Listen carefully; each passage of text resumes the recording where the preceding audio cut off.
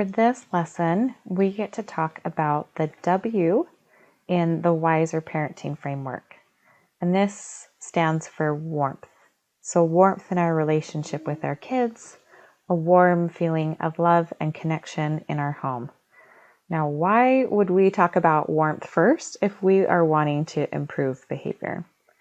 So there really are several reasons why. The first is that it is a need of our kids to be able to feel belongingness and love.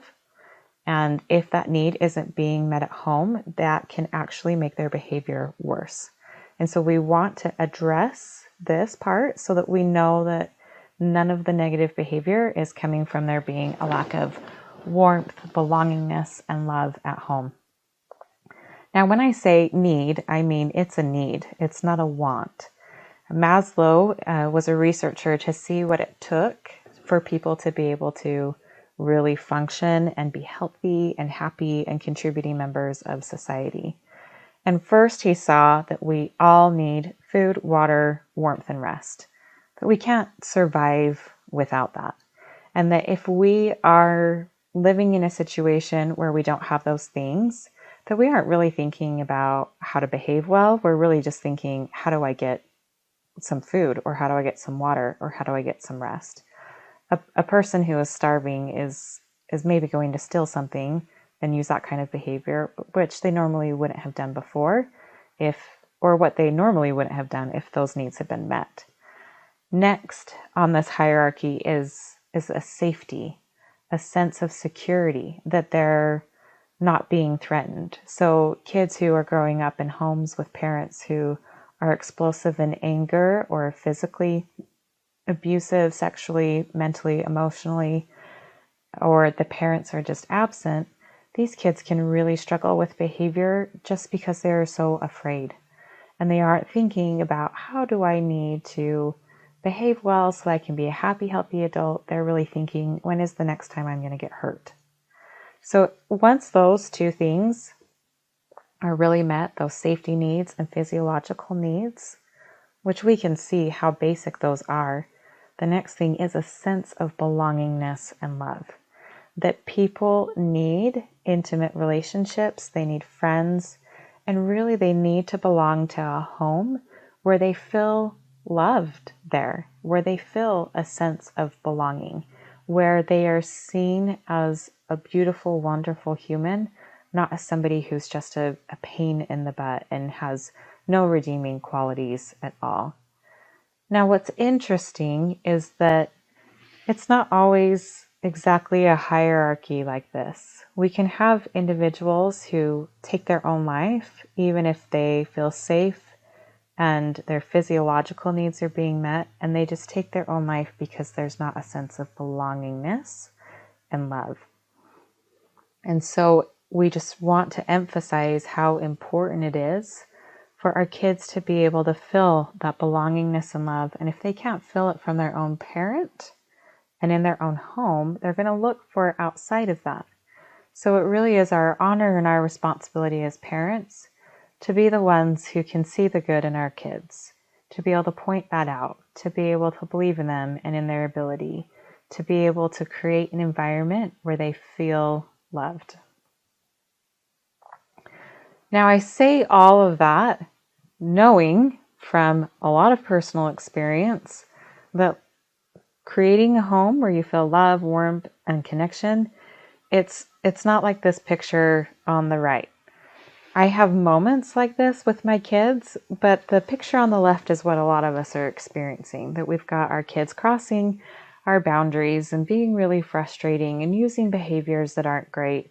And so you may be thinking, Celeste, how am I supposed to have warmth and love towards my child who is being such a stinker right now? And you guys, I agree with you. It is incredibly challenging. And I have been there myself, where I was in a place with my child when her behavior was out of control, where I loved her, but I did not like her, and I did not want to connect with her. And I didn't have warm feelings towards her at all.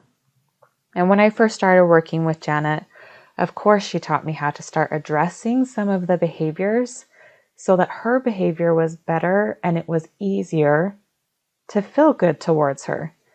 But she also really helped me see that the behavior will get better if I'm able to see my daughter with more warmth and love and to try to connect. So those things are really going to go hand in hand. We know that it's hard to love when behavior is out of control, and that we can get it into a better place so that they aren't so frustrating to be around and they aren't trying our like of them so much and our warmth towards them. And we will address that in all of the other letters. But we also have seen time and time again that our kids will start to behave better if they don't feel that disconnect and the lack of warmth from us.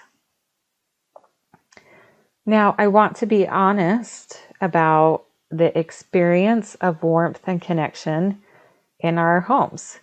That just like these people on these roller coaster rides, if you look at these different pictures, you've got a person on, friends, or a mom and a child sitting on the roller coaster ride together, and one is having the time of their life and the other one is freaking out. And my question is, which person's experience is real and valid? Should the other person who is freaking out just be happy and having a good time, or is their fear real? Their fear is totally real. And the person who's having a great time, her joy is totally real.